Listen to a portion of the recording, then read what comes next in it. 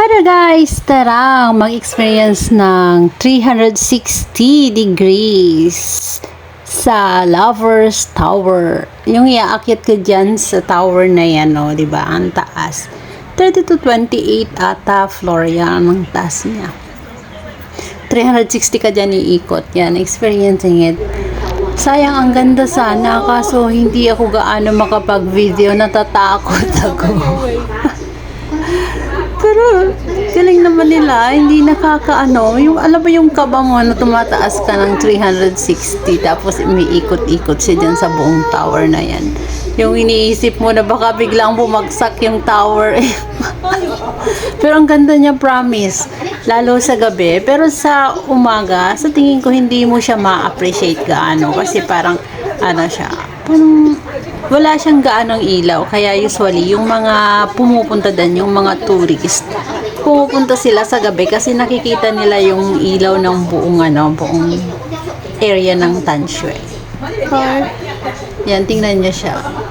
Parang ang ganda. Kaso that time, hindi lumabas yung buwan. Ang laki ng buwan ng oras na yan. Nung time na yan, makulimlim, hindi siya lumabas, kaya hindi namin nakuhanan ng aking mga bossing.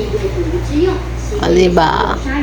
Tapos yan, yan yung Lovers Bridge na tinatawag, yung may violet na umiiba-iba yung kulay. Famous yan sa mga turista, yung lugar na yan. Kaya yun. Ang bayad pala dyan is 200 ata per head para umakyat dyan. Pag may kasi naka-check-in kasi kami sa parang affiliated na hotel nila dyan.